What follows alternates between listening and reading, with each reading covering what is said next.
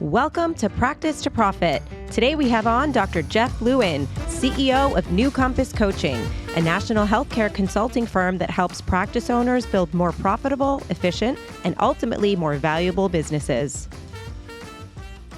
Well, hey everybody, welcome. I'm Dr. Randi Ross here with you for Practice to Profit, and I'm very excited to be here today with a very good friend of mine who's going to really give us some of this great information that we're not always aware of. It's one of those you don't know what you don't know things. So we're going to go ahead and roll right in, and Dr. Jeff, thanks for joining us here today. Great to be here today with you, Randy. Thanks so much. So the thing that I really was excited about you being here is because there are some things that we do that overlap as far as dealing with people ready to sell their business or preparing for down the road. But I jump in really when it's time. You're there for sometimes years before, really having this kind of, Wizard of Oz behind the curtains look at what the business actually looks like over time. Right. It's interesting. When I'm working with my coaching clients and whether they're brand new in practice or they've been in practice for some period of time, while on a day-to-day basis, we're dealing with sometimes the everyday business challenges. How do we get more new patients? How do we keep them?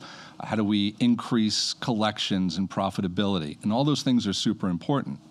But one of the things that's always there for me, just below the surface, is making sure that they understand that their business is something that one day they're going to make an exit from. And that might mean that they sell the practice and retire. That might mean that they even do something called retiring in practice, where they don't necessarily stop working, stop taking care of their patients, but they may eventually just take care of people part-time, take care of people on a wellness basis, and they see the people that they want and let the new owner take control of the practice. So regardless of what their time horizon is, whether it's 2 years or 20 years or more, we always want to have an eye on what it could look like when they make that exit.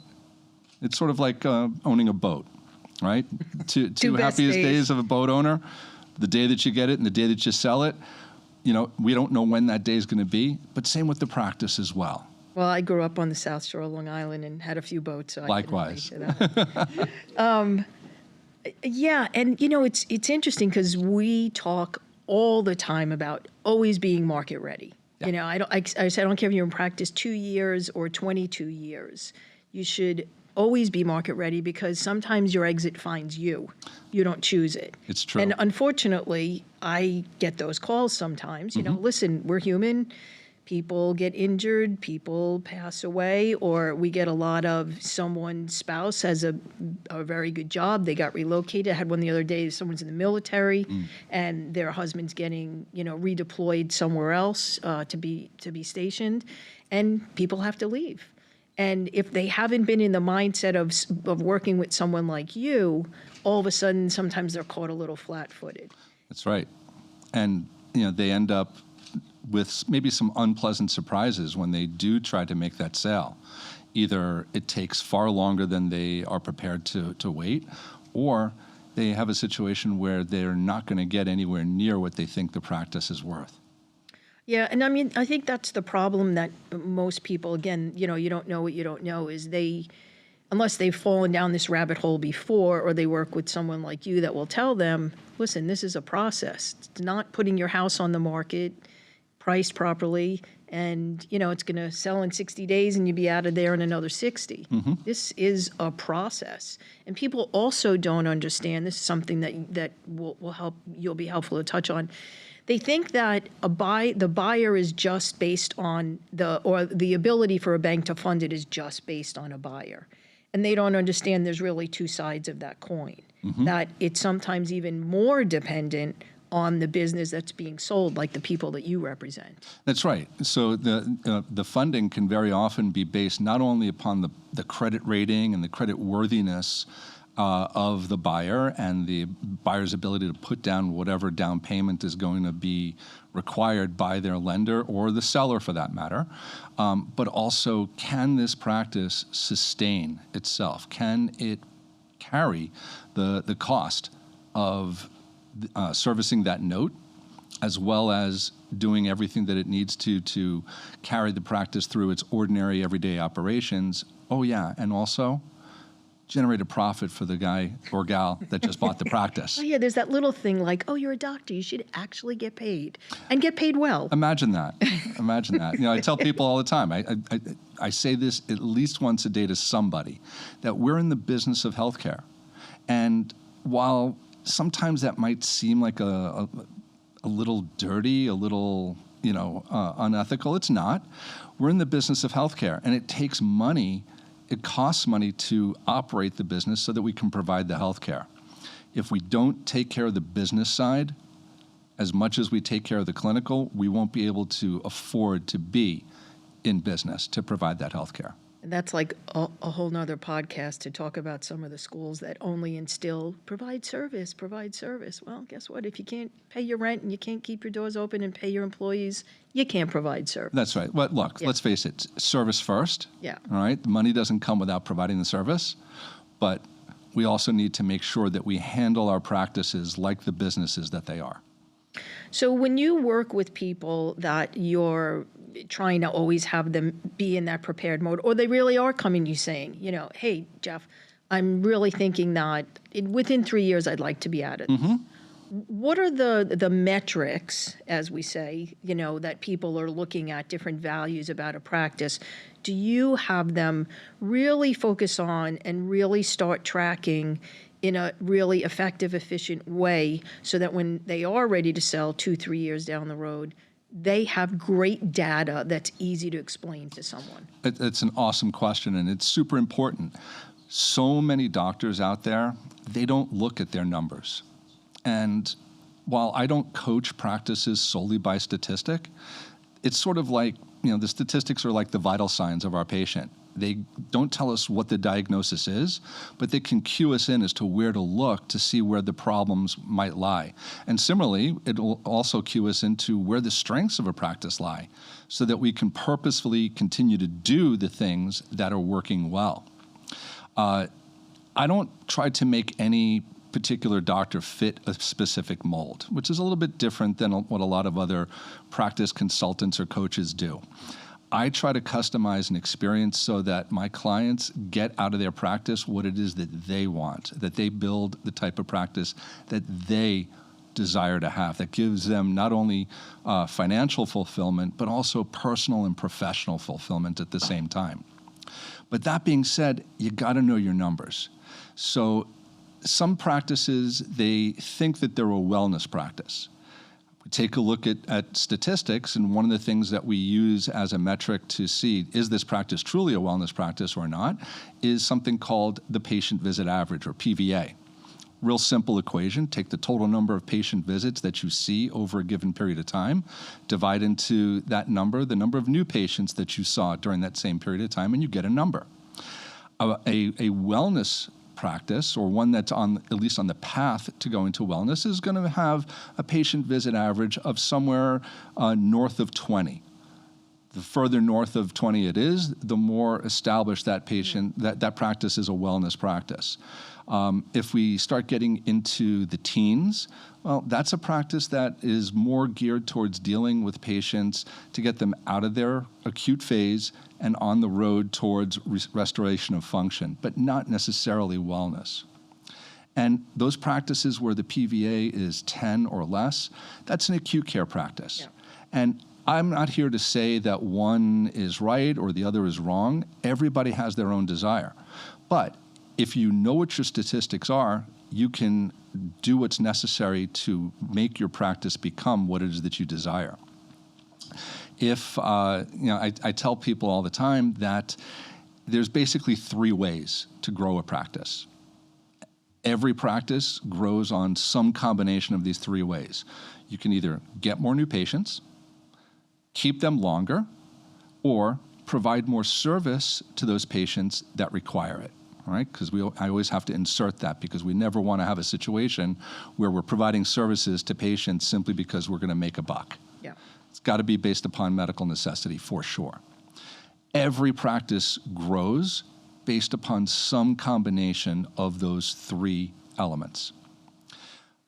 I have, well, the primary practices that I work with are chiropractic and multidisciplinary practices. I also coach a few other types of practices as well. One is a physical therapy practice.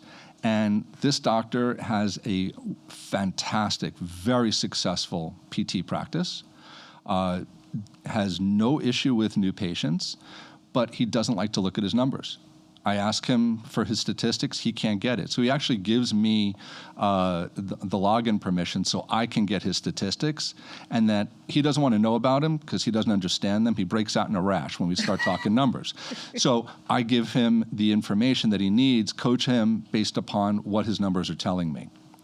Because all too often, I get docs that are, wherever they're at in their practice career, they basically judge the month based upon what their checking account looks like. Oh, yeah, and if they paid their bills, and is there anything left? Yeah. Not a really great way to run any kind of business. No, not at all. And if No. if there's money left over at the end of the month, well, it was a good month. And if they run out of month before they run out of money, oops, it wasn't so good. Yeah. That's not being proactive. Knowing your numbers, knowing your business cycle in the area of the country that you're in, when there's going to be busy times of the year and slower times of the year, that's important so that you can be proactive in how you manage and run your practice. And I think it's unfortunate that people do run their business that way. I think within healthcare, I don't really know that it matters what the sector is. Mm-hmm. When the business is run by the doctor, it's hard to wear that other hat. If they hire some kind of business manager then all of a sudden it's seen in a different light. Absolutely. And I think also there's something else that you just said.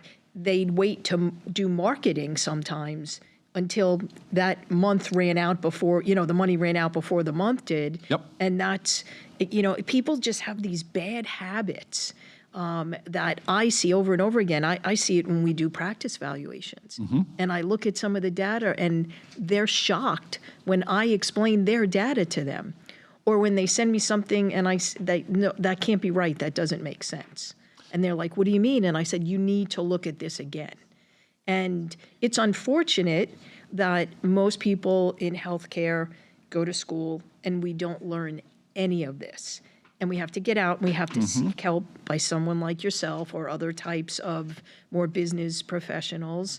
And it's just sad because there's so many people that have something so great to offer and they kind of can't get out of their own way with this part of what they need to do. But I think that's in all, listen, you work with wound care companies and other types of, healthcare sectors. And I'm sure you see this across the board. I don't think it's unique. All across the board. Like you said it before, people don't know what they don't know. And it's only until you shine some light on something that they go, oh, really? I didn't know that. You get somebody who comes to you and maybe they're interested in selling their practice, or sometimes they just reach out to me initially because they want to grow their practice, or they're looking at retirement at some point that is now getting a little bit closer, and they look at what they may have saved for their retirement, what their nest egg might look like, and they go, I might need to do things a little bit better. I remember one doctor, he was very successful, or so seemingly so in practice. He was looking at retirement in about 6-7 years, and he was very proud to tell me that he had a practice that was collecting $1.1 million a year. Which, that's a pretty solid practice. That's a very respectable practice. Yep.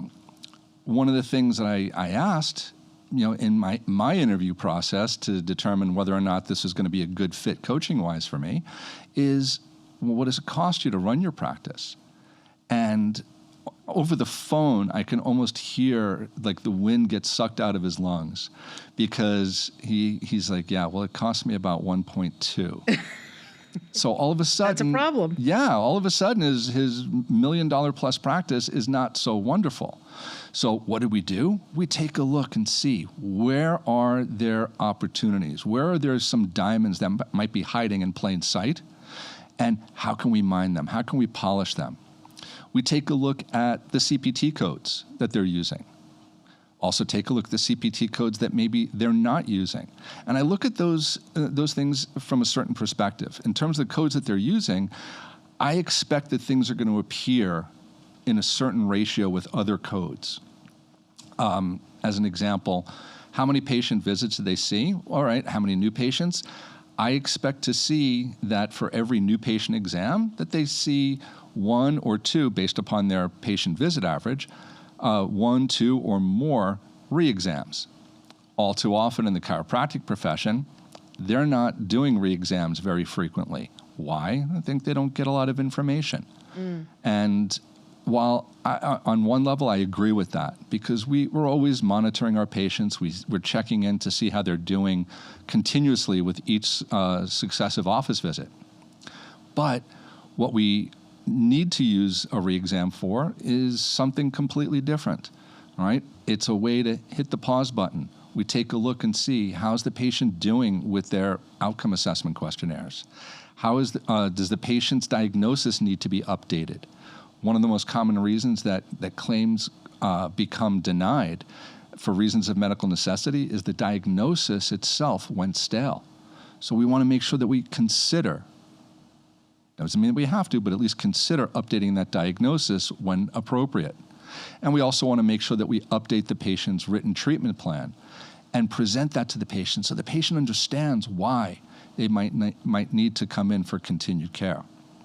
So we take a look at those things, and we found that he had actually pretty decent retention, but he was just doing what he always did because it was what he was always doing. Oh. And that was what we call mush. Yeah. All Well, right? it becomes lazy business. Yeah. So we found there were a whole host of codes and services that he could perform that he just wasn't, because he didn't know how to do it, but he had the staff to do it. And so we implemented a rehab program for him. And we were able to, I demonstrate to them, here's the perfect world scenario. And if we do this exactly as I say, this is what it could generate for you. And we were able to find perfect world scenario, which we know doesn't exist. We found an almost $1.3 million in potential revenue. That he was leaving on the table. Right.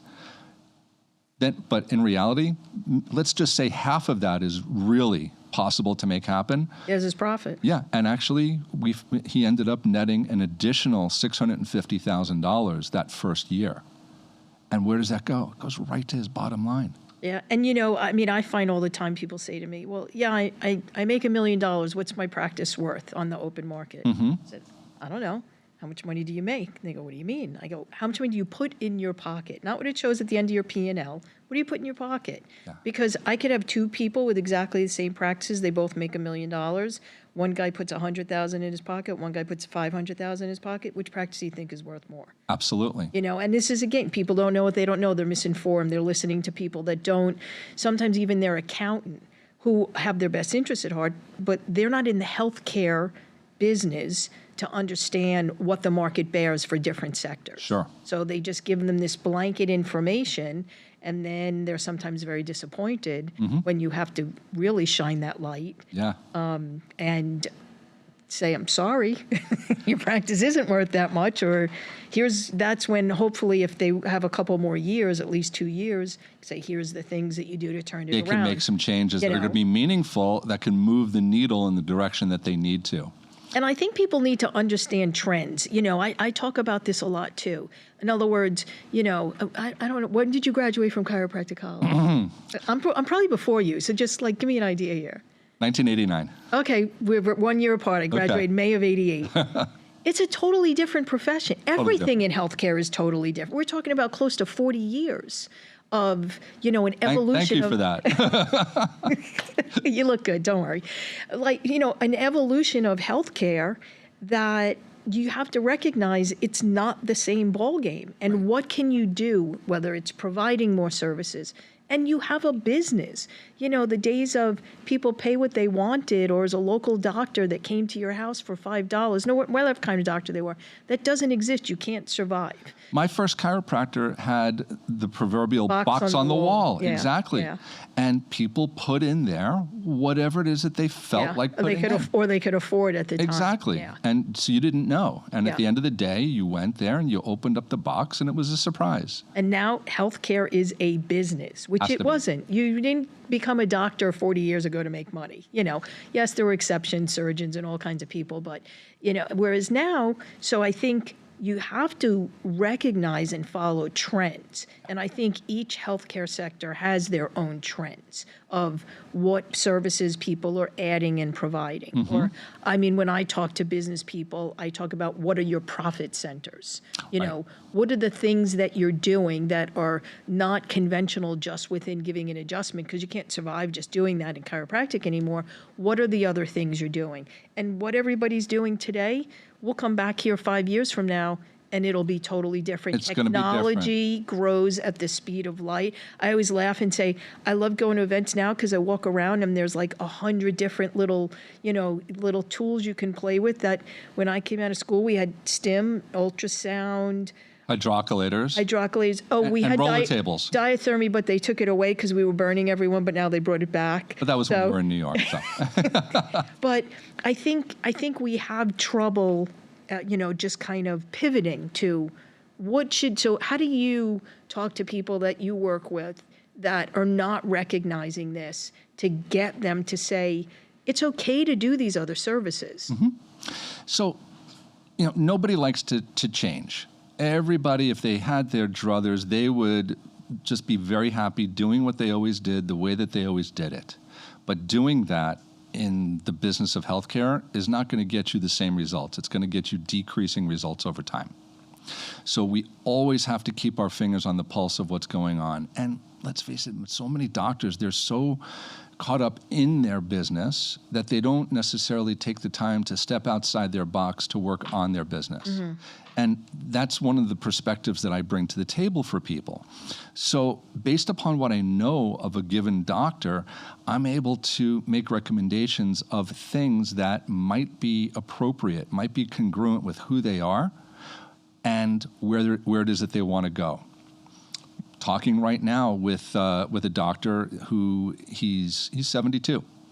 You wouldn't know it by looking at him. He looks great. He's vibrant. He sees good numbers in practice today, but he's seen his profitability decline over the years.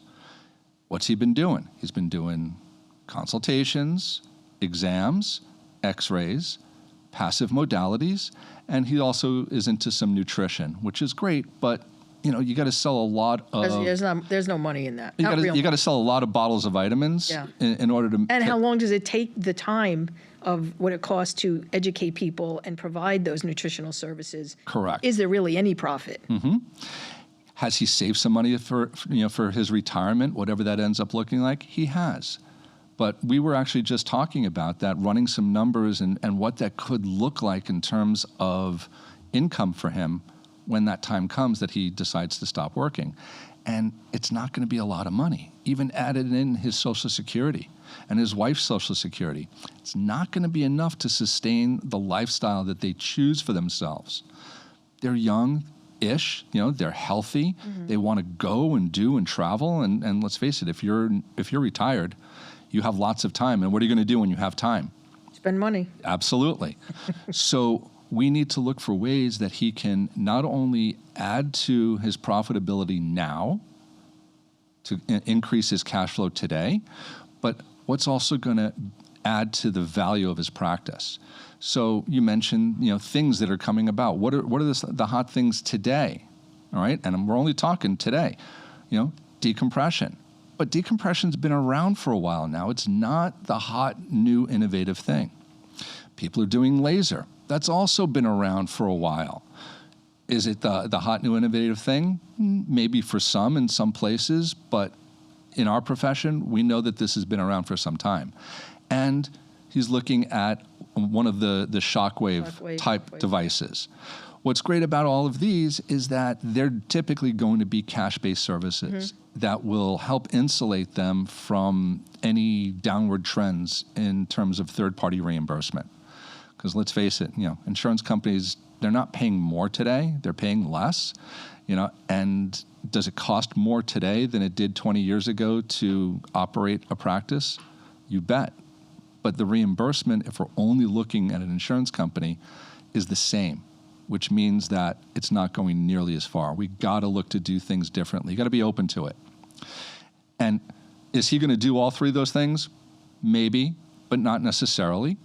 And there may be other things that he could also look to do to help improve his profitability. But it's being aware and being open to coaching, being open to those suggestions, and perhaps doing things differently so that you can get a result that is more in line with what it is that you hope.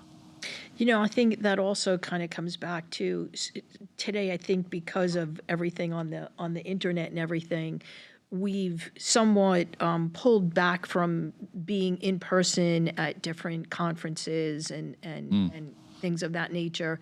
And I think when you kind of insulate and isolate yourself within the profession, you kind of miss out on all these things. Like, yeah, you probably have a couple of buddies that you talk to. Sure. It's not the same as being there in person, seeing speakers, seeing the latest technologies. How can you integrate that into your office? What is this therapy that's new and what can it do? And how can you profit from it as you continue to grow your business? For sure. And I think that probably from COVID that so many people have resorted to, I'll get my credits online. And you kind of lost that camaraderie and that brotherhood of being in a profession. I've had the opportunity to deliver webinars and even full weekend seminars online, remote. Some of it was during COVID, and some of it are things that survived COVID because too many doctors, I think, only want to do things online. And I think that's a missing. Maybe I'll get a little bit soapboxy here, but I think that some of the most important things that people get from a live in-person conference is not the information that you get while you're sitting in a classroom. It's the stuff that takes place in the hallway, in the vendor area, going to have a coffee or a lunch or a dinner or a cocktail with somebody outside of the session. Exchange ideas. These are things that you can't do when you are taking a virtual conference. And one of the other things is when I'm doing a virtual conference, I can actually see the attendees. And you can see them. Some people are paying attention. A lot of people you can see them looking off at the TV screen. They're watching the football game. I've seen people folding laundry. I've seen people sleeping, making lunch. You're not getting a lot out of this. Yeah. And I think it's a missed opportunity. And while doing stuff online is great and maybe appropriate at times, maybe filling in some blanks that you might need in your CEs, it's not a substitute for going to a live in-person seminar. Yeah, I think it should be required. I do. I'm a big believer. Not a lot, but that's where I think chiropractic falls a little short because, like you, I attend large wound care conferences, which are all medical doctors. And it's a totally different environment. Thousands of people, and they're there to learn, which is great, but they're also there to learn how to better their businesses. Yeah. And that's a great thing.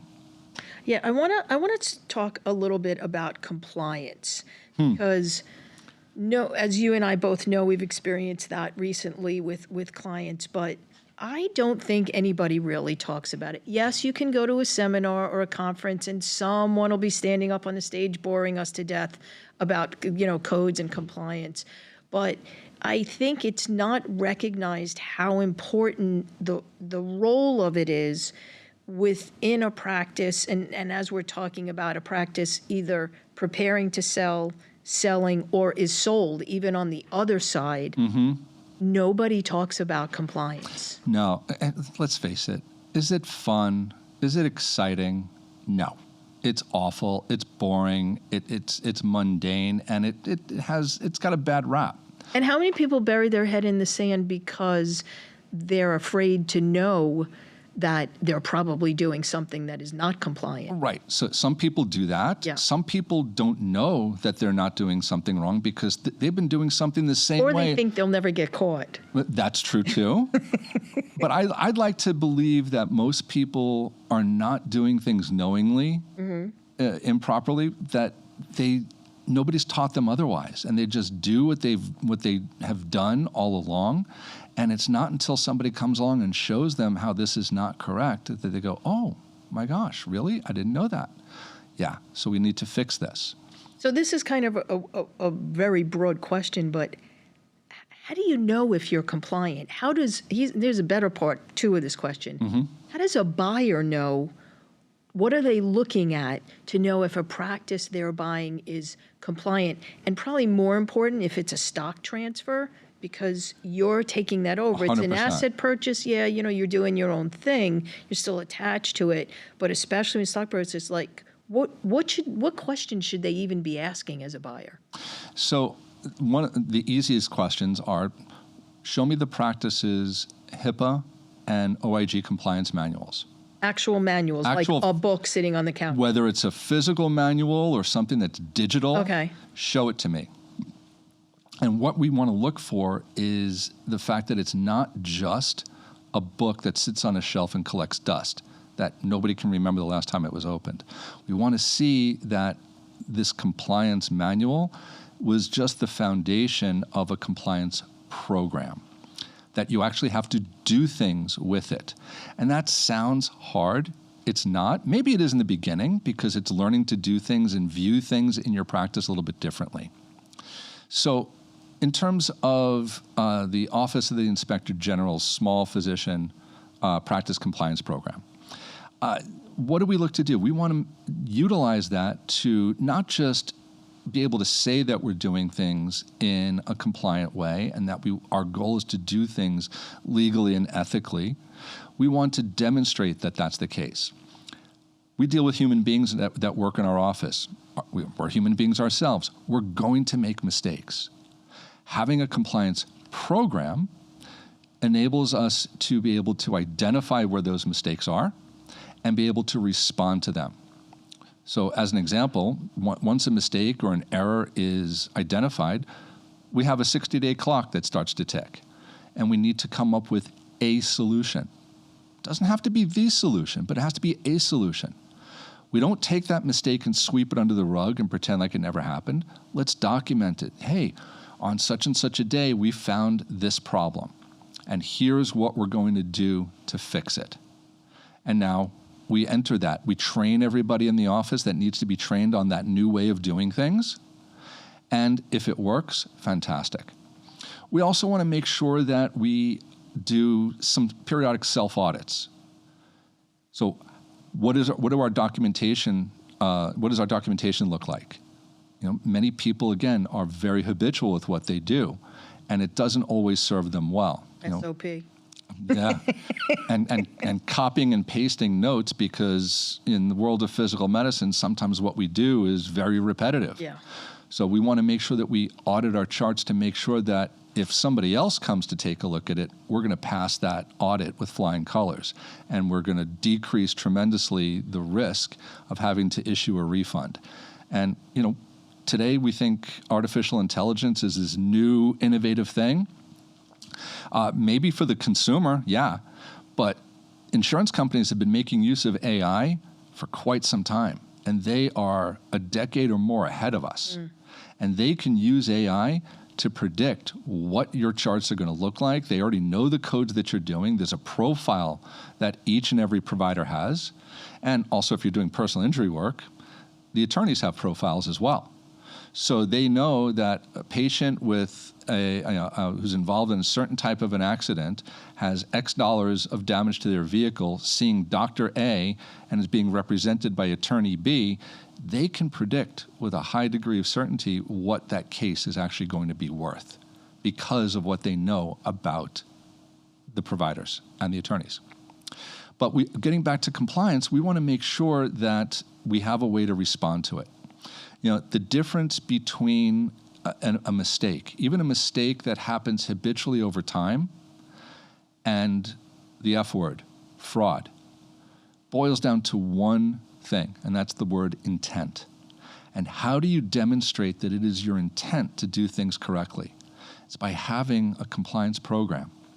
And once the practice is able to understand what a compliance program is and also what it isn't, it actually makes good sense. Most of it is common sense, and it's not hard to do.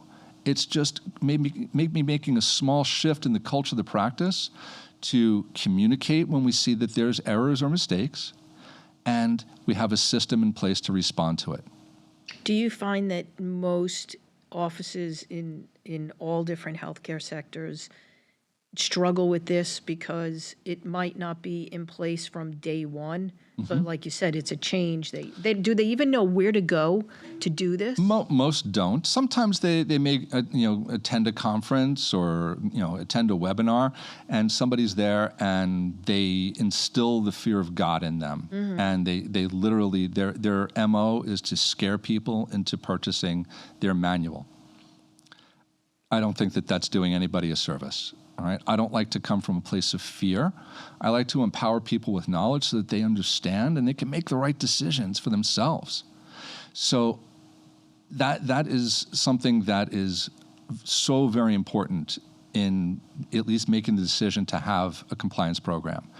You take a look at a hospital. Hospitals spend tens of millions of dollars every year just on compliance. They have a chief of compliance. They have assistant heads of compliance. They have an entire compliance department whose sole job is to ensure that everything that takes place from a billing, coding, documentation, and business process perspective is as clean and compliant as could possibly be.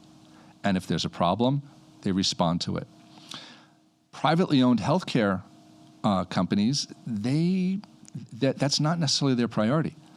They're concerned about making sure that they have the revenue and the patient flow to deal with everything and keep the lights on this month, and that they're going to be around to survive next month too. So it's not always on their front burner. So this is very interesting to me because I don't talk about this when I am setting up all the parameters to represent a practice for sale. But it should be something that it's another what I call value added. Absolutely. If someone has a compliance program, if they have the documentation and it's something else that we can show, is it going to add more value monetarily to it?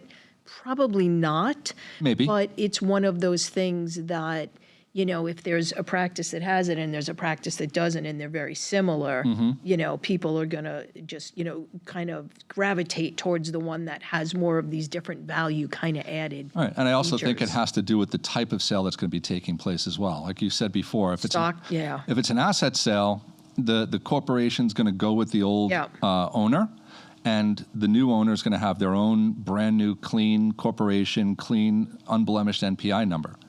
But if they're doing a stock sale, the buyer needs to be aware that if something happened in the past and now they're the owner of this practice, of that tax ID number, that if something needs to be refunded, they're the one who's going to be responsible for it. Yeah, they think because there's indemnification clauses in their stock transfer agreements that you're going to have to deal with it. So that's something that, Stephanie, make a note. We're going to start talking about that.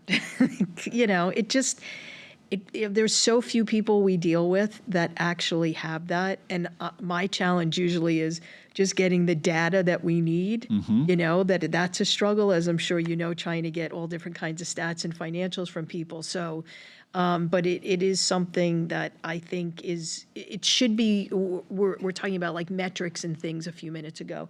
It should be one of those things that's part of, just like we collect your tax returns and everything else. I would bet if I was on video call with someone and I said, so, can you show me your compliance manual, that I would get deer in headlights, probably 8 out of 10 times. Even in the very successful businesses that we work with that are, multi-million-dollar, I would tend to think, unless they have someone like you or a compliance officer, that I don't think they necessarily have to be a full-time employee. They're probably someone that comes in from time to time and reviews things. Or it can be somebody who's a key employee who understands compliance. That's just kind of their and that's thing. just another hat that they wear on occasion. So I think that it's a very important thing that needs to be considered for everybody. Yeah. Both in the short term, but also in the long term, so that when the time comes that they do want to sell their practice, these are the services that we've been doing. Here's what our CPT code utilization has looked like over the past, 3, 4, 5 years. And they understand why they've been billing these codes and that they can pass the sniff test for medical necessity. It sounds like it's just a habit like anything else, like It is. what other things you do to analyze and stay on top of your business or have your staff do, whatever it is. I think some of that'll change or you tell me. I know that we went to a conference on ambient AI in doctor, like in every single room. I would think that would help some of that because once it's trained to know what you're talking about and print those notes for you to review, your compliance, if you're not in compliant, I would think it would be caught really quickly. Right. And give you the opportunity to correct it. What are a couple of simple elements of compliance related to that? Because a lot of people are making use of AI to generate their notes, which for me as a coach, one of the most amazing things, because it is so common that docs are behind on their documentation, which means they're going to be behind on their billing, and in all likelihood, they will miss timely filing deadlines simply because they didn't do their notes. And notes aren't fun, right? You were in practice, I was in practice. Hated it. It's awful. We don't want to do it. So AI is a great thing. But you need to make sure that, number one, you get the patient's acknowledgement and permission to be recorded during these sessions. They need to understand that we're going to make use of AI. They're going to be recorded, and if they choose not to, that you're going to turn off or not use your AI platform for notes. Okay. All right? There may be times that the patient needs to ask you to turn it off because they want to discuss something that is private, personal, and they don't want it to enter into a note. Okay. And that's great. But you also need to make sure that the program that you're using for AI is HIPAA compliant. Right? That if it's going to generate a note for you, frequently it'll do it in Word. All right? If it's an external AI program, it'll email you a Word document as soon as the encounter is over. But then whatever the device is that recorded it needs to delete that. Oh, that makes it HIPAA compliant. Okay. Right. That makes sense. All right, but how does it get emailed to you? Is it going to go to your regular Gmail account, or does it go to an encrypted email account that is In a cloud somewhere. Right. Okay. You need to make sure that that portion is HIPAA compliant. From an OIG perspective, we need to now make sure that we read that note, make any edits that might be necessary. Oh, it didn't pick up that I said, the left sacroiliac joint. It just talked about sacroiliac joint. No, we need to make it specific so you can edit it and put in left. Or maybe you misspoke. You said left as you were talking to it, but you really adjusted the right SI joint. So you can make those tweaks and edits to it, then copy, paste it into your EHR, sign the note, lock it, and you're good to go. And it's all becomes part of compliance. So Yeah. compliance is not, like a single, it's not a myopic kind of thing. No. There's layers to it, Well- and it will help you do other things. Right. Yeah.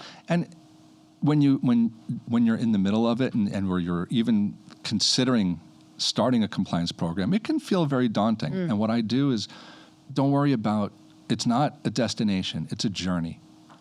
Right? You don't have to be perfect. It's not going to be perfect, and there's never a done date. Yeah. It's always going to be evolving. So the most important thing is to just start. Yeah. And if you don't know where to start, Yeah. reach out to somebody like me. There's other people who are compliance experts as well out there, and they'll be able to guide you as to where it is that you need to go to get started for your practice. There's no cookie cutter approach. Yeah. Has to be customized for each individual practice based upon who they are, where they are, what the physical setup of their practice is, the technology that they use. All of those things come into play. It's all unique. I always say there's no two practices that are the same. That's Even right. if they maybe look similar, they all have different needs. That's right. I'm going to jump around a little bit because we only have a few minutes left.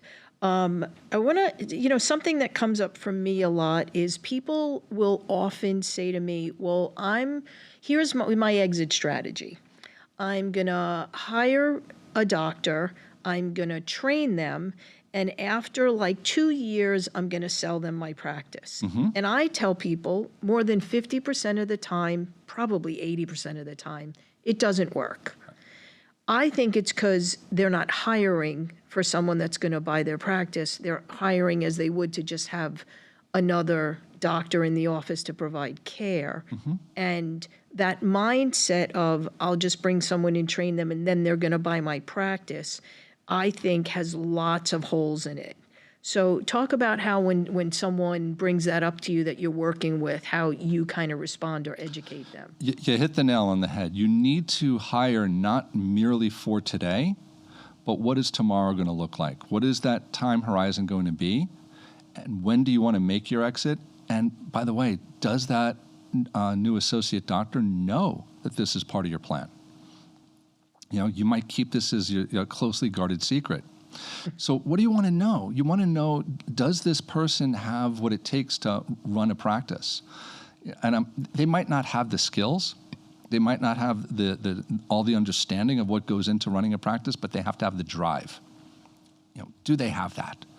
How do they manage their own money right now? So many young docs today are coming out of school and they are hundreds of thousands of dollars in debt with student loans. Yeah. I mean, it's not unusual for them to have the equivalent of a mortgage before they even have a mortgage. Yeah. So it's an important thing. What's their credit rating? And when the time comes, what is their ability to get financing going to be? Are they going to be able to get a loan from the SBA? Are they going to be able to get a loan from a bank? Do they have a rich relative that can help write a check? That's very rare. It is rare. It happens. Yeah. Everybody says to me, just find someone with a daddy that wants to write a check. Yeah, I said, the PhD. Daddy's tired of writing checks. He wants them off the payroll. So That's I don't know right. that that's going to happen. Right. The PhD. Yeah. Papa has dough, right? Yeah. So it doesn't always happen that way. They hire because, I can get this doctor, they're good or good enough, and I can get them for the lowest possible salary that I can pay. And now, fast forward the tape, and they're going to be looking to make an exit. I have that exact situation right now with a client of mine. He has a very successful practice, and he's been beaten up, and he can no longer work the way that he once did. Can't see the volume that he once did. And quite honestly, he's at a point in life that he wants to start taking his foot off the accelerator. The person who he thought was going to be his buyer, who is an amazing associate, is terrible with his money. He did not know that his credit, the associate's credit, was so bad that he probably couldn't get a loan to buy a pack of gum. It's a tough situation. So now he's faced with a situation where he thought he was going to be able to make this exit at this point in his life, and he's only mid-50s right now. But he has to look elsewhere now. Maybe consider adding another associate or looking to sell in some other way. So yeah, I mean, it's a challenge. I tell people not a great strategy. And if you are going to do that, some of the things you just mentioned, you need to run a credit check. You should actually have them speak to an SBA lender and have that SBA lender run them. Because sometimes even if they're bad at that point, they can work with them. So 2 years down the road, they can fix it. Here's the things that we can do. How much money do they have? Like I say, show me the money when we're looking to vet someone financially.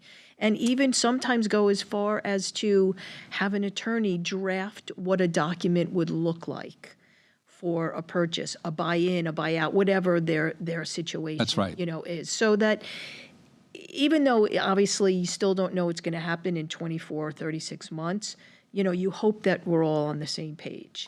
Right. At least you start out that way, as opposed to, I'm just going to hire someone and I just know that I'm going to teach them everything I've learned in the last 40 years and they're going to want to buy my practice. And while that does happen, it doesn't happen more often than it does. No, it doesn't. I'm telling you, 80% of the time, it doesn't work. Because then also, the associate might say, well, now that I know everything that you know, Bye. yeah, I'm just going to go down the block and open an office. I didn't have a non-compete. That's a whole nother conversation. Whole other conversation. And, some places they're not enforceable. That's another conversation. Yeah, they still scare people a little bit. Or the non-competes are so broad and so ridiculous that they're actually rendered unenforceable. Like the whole state of Florida. Right. You can't practice within 50 miles for the next 10 years. Yeah. It's not going to happen. So, but, these are the things that I think people listen to the wrong people. They listen to people that are well-intentioned, that have their best interests at heart. Sure.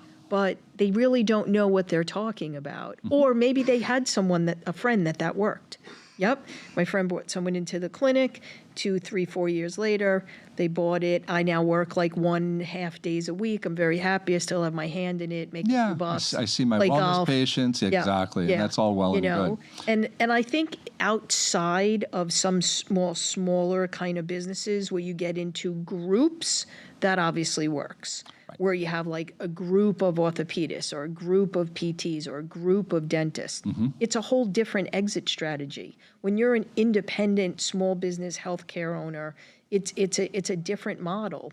And you have to really look at what are the different options for me to exit. What is realistic? And what, getting back to the credit worthiness of your buyer, what is that going to look like? And what's going to happen if they can't get the financing that they need to buy out or buy in? Are you willing to hold paper? And what happens if they can't maintain that practice?